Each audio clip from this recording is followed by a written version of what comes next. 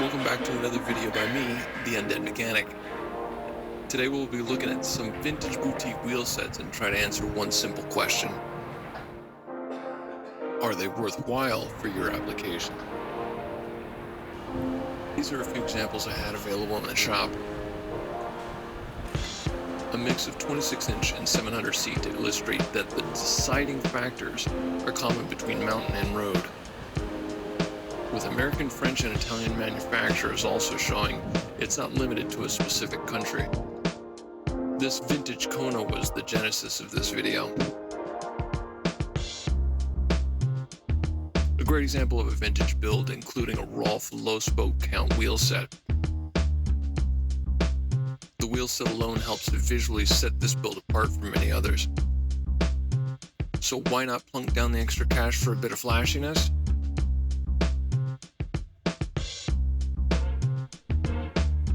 Let's take a look at some of the issues that may answer that question for you. We will start off with the Rolf wheels. Right off the bat, we see significant wear on the brake track, which is probably indicative of hard use.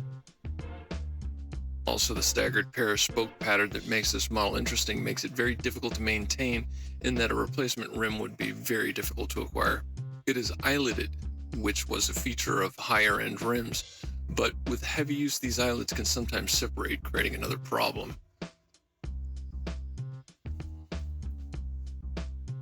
As we move to the center to investigate the hub, we have to remember a few details.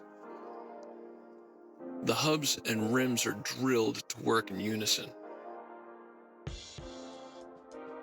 Therefore, in an application such as this, not any standard rim or hub can be substituted if needed. It is not only the number of holes, but the offset between left and right that creates the correct angle of the spoke from hub to rim.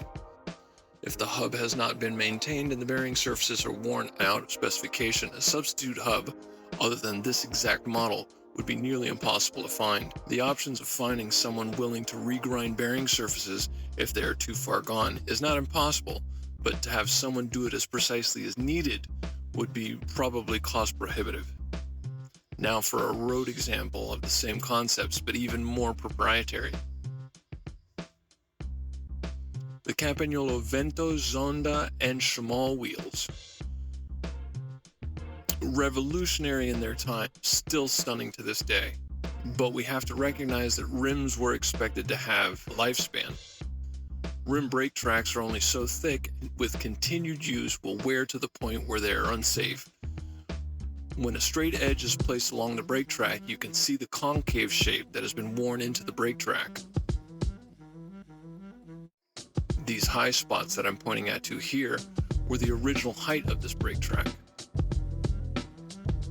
Another aspect relating to the proprietary nature of these wheels are the spokes. The nipple is about here, mounted with a special galvanized washer under it, all hidden from the air under the profile. The spokes are bladed arrow section, but that section terminates exactly at the entrance to the profile. That means the length of the spoke and the length of the arrow section have to correspond perfectly. And to make it even more specific, the bladed section has to be a certain width or it will not pass through the spoke hole in the hub, which has been notched so the spoke will just barely pass through. And if you figure that at least you might be able to swap some spokes from a different manufacturer or model, you will quickly realize that many are particular not only to Campagnolo, but to each specific model.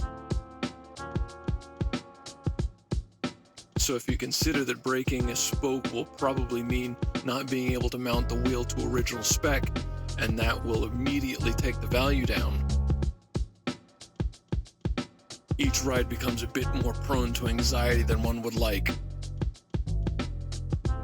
Here you can just make out the notching for the width of the bladed section. And I have not even mentioned the spoke count and offset of the drive side and non-drive side spokes, such that mounting a different rim or hub is virtually impossible. On to one of the most iconic deep profile aero section wheels of its time. The Mavic Cosmics were bold with their use of raw carbon fiber, even if it was really just a regular aluminum rim with a carbon fascia. They were so iconic the line exists to this day. The original versions have specific problems, and besides those that are known, we also have the same issue with proprietary aero section spokes.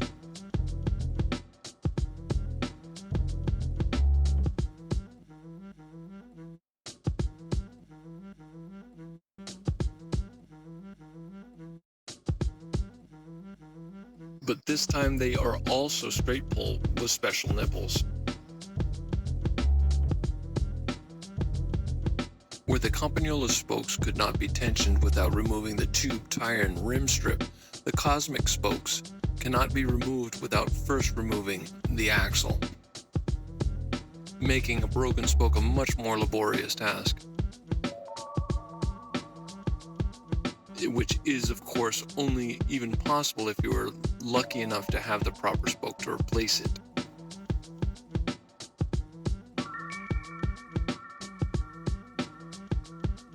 Again, double count cross-drive side and straight-laced non-drive side makes different spoke lengths necessary, and rim hub substitutions near impossible.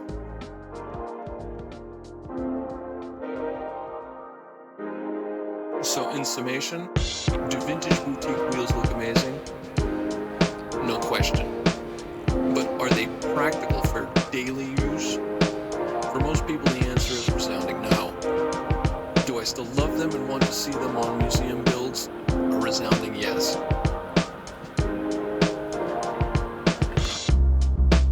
That's it for this vid. I hope you found it enjoyable and informative. Thanks for watching, and see you on the next one.